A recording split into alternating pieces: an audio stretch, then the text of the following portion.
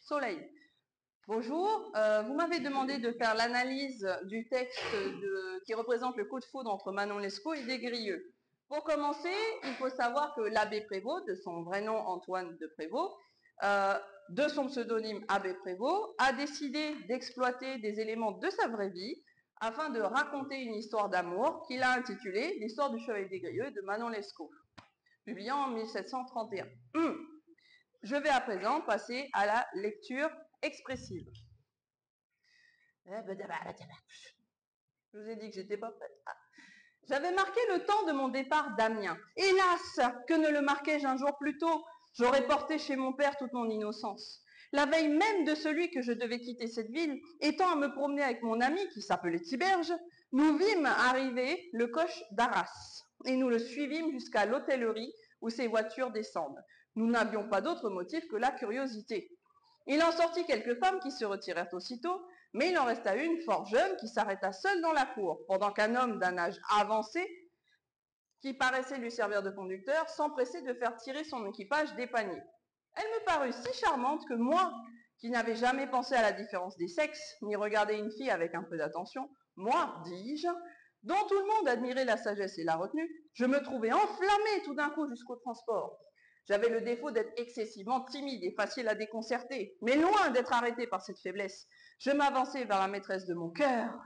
Quoiqu'elle fût encore moins âgée que moi, elle reçut mes politesses sans paraître embarrassée. Je lui demandai ce qui l'amenait à Amiens et si il y avait quelques personnes de connaissance. Elle me répondit ingénument qu'elle y était envoyée par ses parents pour être religieuse. L'amour me rendait déjà si éclairée, depuis un moment qu'il était dans mon cœur, que je regardais ce dessein comme un coup mortel pour mes désirs. Je lui parlais d'une manière qui lui fit comprendre mes sentiments, car elle était bien plus expérimentée que moi. C'était malgré elle qu'on l'envoyait au couvent, pour arrêter sans doute son penchant plaisir qui s'était déjà déclaré et qui a causé dans la suite tous ses malheurs et les miens. Afin d'analyser ce texte, ma problématique sera: comment l'auteur exploite-t-il le topos du coup de foudre dans cet extrait? Afin de répondre à cette problématique, je vous propose un plan en 3 mouvements.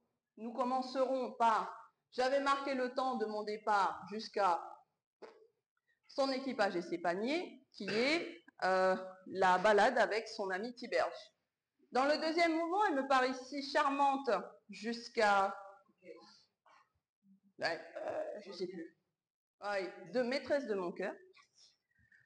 Nous allons voir le coup de foudre en lui-même et les conséquences sur Desgrieux. Et enfin, de Elle me répondit jusqu'à la fin du texte, nous avons le dialogue entre Desgrieux et Manon Lescaut.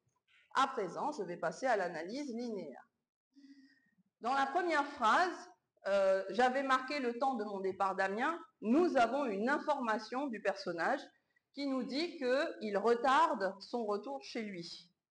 Mais la suite, avec le mot « hélas » et le point d'exclamation, nous permet de voir qu'il regrette cette action-là et nous annonce déjà, de manière prophétique, que le personnage va vivre une situation désastreuse à cause de ce choix. Il insiste avec la phrase exclamative que ne le marquait un jour plus tôt, qu'on remarque grâce au point d'exclamation, mais aussi au pronom exclamatif que. Après cela, il pose une évidence. J'aurais porté chez mon père toute mon innocence, innocence étant ici une métaphore qui indique justement qu'il va perdre cette innocence au contact de Manon Lescaut. Dans la suite, la veille de celui que je devais quitter cette ville, nous trouvons une phrase avec de nombreux compléments circonstanciels de temps et de lieu, car le personnage pose un cadre spatio-temporel, notamment avec les expressions « la veille », avec mon ami, mais aussi le coche d'Arras, l'hôtellerie auquel les personnages descendent. Nous découvrons aussi dans cette phrase le nom de son meilleur ami Tiberge qui sera important dans la suite. À partir de là, le personnage va poser une négation, que j'analyserai après. Nous n'avions pas d'autre motif que la curiosité, qui montre que leur objectif n'était clairement pas de faire une rencontre importante, mais juste de se promener. Cela revient avec le mot innocence qui était présenté plus haut. À partir de là, l'auteur va d'abord présenter plusieurs femmes, notamment avec le déterminant quelques femmes pour créer un effet de groupe. qu'il va ensuite dissocier, vu qu'il n'en restera que un nouveau déterminant, qui va isoler une jeune fille et la rendre plus intéressante. Cette mise en valeur va s'accompagner d'une description, voilà, fort jeune, qui est hyperbolique avec fort. Oh, je me dépêche. Cette jeune fille est présentée à travers un cadre qui la rend unique, notamment parce qu'elle est seule, à côté d'un homme âgé. À partir de là, le personnage va être décrit de manière exagérée, avec une proposition subordonnée conjonctive circonstancielle de conséquence, qui dit que sa beauté, à travers l'adjectif charmante, va être tellement forte qu'elle va avoir un impact sur le personnage principal qui est représenté par le pronom « moi ». Des Grieux en profite pour se décrire, vu qu'il va préciser qu'il n'avait jamais pensé à la différence des sexes, ni regardé une fille avec un peu d'attention. Les négations montrent son innocence, et il insiste sur le fait que c'est toutes les filles qu'il ignore, vu qu'il s'agit de une fille, le groupe nominal, qui montre son ignorance des femmes. Il poursuit sa phrase en insistant sur lui-même avec le pronom « moi », mais aussi avec l'inversion sujet-verbe qui crée un niveau de langue soutenu et qui présente à présent ses qualités, sagesse et retenue. On constate que c'est un personnage qui est exemplaire au départ, mais qui va se retrouver par conséquent inversement inversé. Ouais, ça va pas être facile tout le temps, hein. Parce que nous constatons d'un coup qu'il se qualifie d'enflammé, une métaphore liée au coup de foudre, à l'amour, au feu qu'il est en train de subir de manière hyperbolique, vu que c'est jusqu'au transport. Pour la suite, Des Grieux va se permettre désormais de présenter ses défauts. Je cite, excessivement timide, facile à déconcerter. On remarque une nouvelle hyperbole avec excessivement, l'adverbe, mais aussi de montrer qu'il qualifie cela d'une faiblesse. Donc il n'apprécie pas d'être timide et facile à déconcerter. Toutefois, le coup de foudre va créer un inverse, vu que loin d'être arrêté, il s'avance vers la maîtresse de son cœur. Ici, la périphrase maîtresse de son cœur montre qu'il est déjà conquis, alors qu'il ne connaît pas encore la jeune fille, juste parce qu'il l'a observée. Une nouvelle phrase nous annonce que cette jeune fille est très jeune, parce qu'il est écrit « quoiqu'elle fût encore moins âgée que moi ». On remarquera d'ailleurs une proposition subordonnée, conjonctive, circonstancielle de concession, qui nous indique que normalement, si elle est moins âgée, elle devrait être moins expérimentée dans l'amour. Toutefois, elle paraît, je cite, elle reçut mes politesses sans paraître embarrassée, donc elle est moins gênée que lui par rapport au domaine de l'amour. Le discours indirect qui suit, je lui demandais ce qui l'a mené à Amiens, nous annonce une discussion qui est notre troisième mouvement. Les réponses de Manon Lescaut vont mettre Des Grieux dans une très mauvaise posture.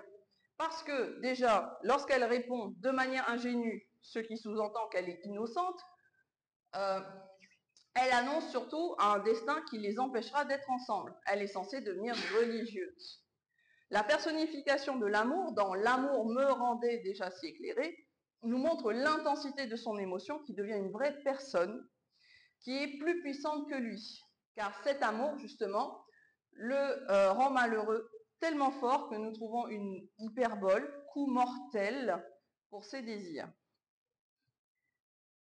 Dans la suite, le discours est narrativisé, c'est-à-dire que nous avons moins d'éléments qui nous permettent de savoir ce qui est dit, mais nous voyons les conséquences de ce dialogue. Je lui parlais d'une manière qui lui fit comprendre mes sentiments.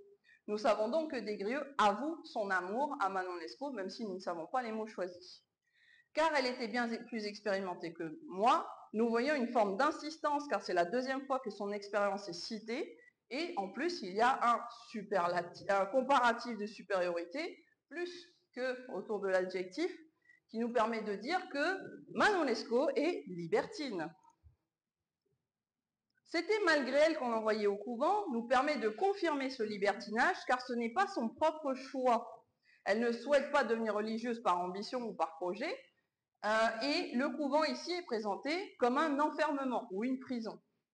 Pour arrêter sans doute son penchant au plaisir, l'auteur nous fait sous-entendre que ce libertinage qui va qualifier Manon Lescaut dans le texte était déjà présent avant que celui-ci n'arrive. Non, je me dépêche. Ensuite, et j'y suis prête.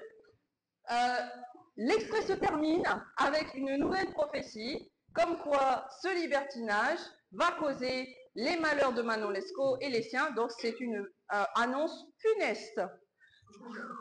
Attends, non, il y a la question de grammaire. Vous m'avez demandé d'analyser la phrase suivante, la négation dans la phrase suivante. Nous n'avions pas d'autre motif que la curiosité. Pour rappel, la négation est... Désolée. Pour rappel, la négation est une forme de phrase qui nous permet de dire le contraire d'une phrase affirmative et elle s'accompagne d'adverbes de négation qui permettent de créer des négations soit totales, soit partielles, soit acceptives ou restrictives. Dans cette phrase, nous observons 3 adverbes de négation. N', pas et que. Dû à la présence de N' et que, nous devinons qu'il s'agit d'une négation exceptive, renforcée par le 3e adverbe de négation pas. Merci de m'avoir écouté. Merci beaucoup.